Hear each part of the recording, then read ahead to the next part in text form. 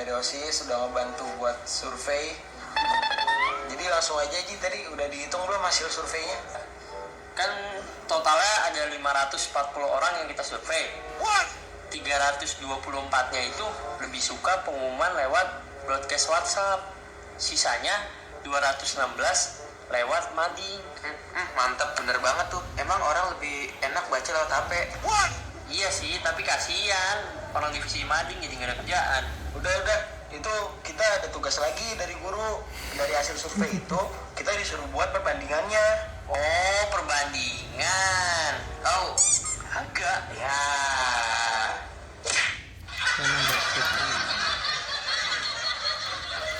Halo sahabat edukasi. Itu tadi teman-teman yang tadi disuruh sama gurunya untuk menghitung mana yang banyak pakai WhatsApp atau mana yang lebih banyak baca di mading. Dan ternyata itu membawa kita kepada sesuatu konsep matematika yang kita sebut dengan perbandingan atau rasio. Nah, apa itu perbandingan atau rasio? Perbandingan atau rasio digunakan untuk membandingkan besaran suatu benda dengan benda lainnya. Nah, besaran benda ini banyak, bisa dari ukurannya, bisa berupa panjang, kecepatan, massa, waktu, atau banyak bendanya, dan banyak hal yang tentang besaran, pokoknya besaran tentang suatu benda. Kemudian cara menyatakan rasio atau perbandingan ini itu ada 3 cara. Cara yang pertama itu adalah dengan bentuk pecahan. Semisal 2/3, pecahan 3/4, atau 5/8, dan seterusnya gitu. Lalu kedua, bisa dinyatakan dengan dua bilangan yang dipisahkan oleh titik 2. Misalnya kita lihat ada 2/3 tadi, bisa kita tulis menjadi 2/3.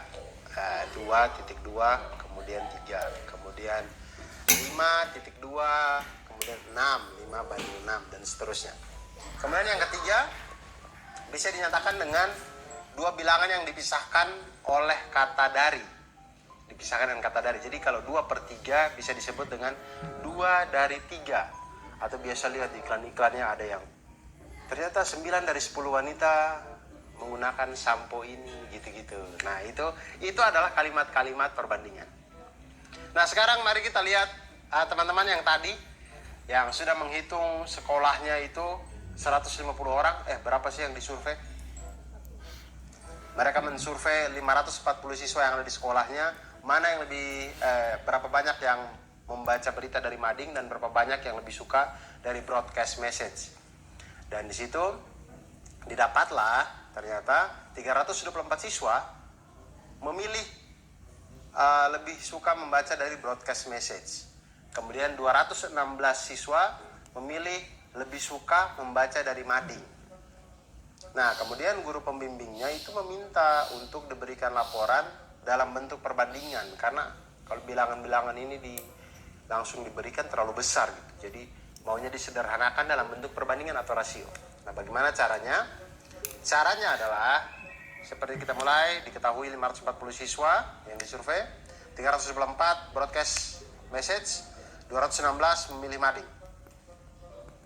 Maka perbandingannya adalah kita bandingkan langsung jumlah siswa yang memilih broadcast dibanding dengan jumlah mahasiswa yang mengikuti survei.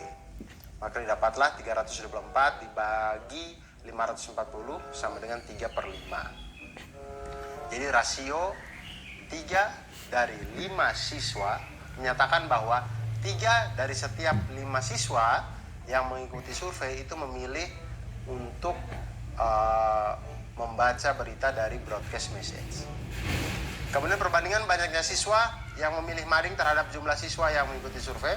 Langsung banyaknya jumlah siswa yang memilih mading per banyaknya siswa yang mengikuti survei. Kemudian dapatlah 216 per 540 sama dengan 2/5.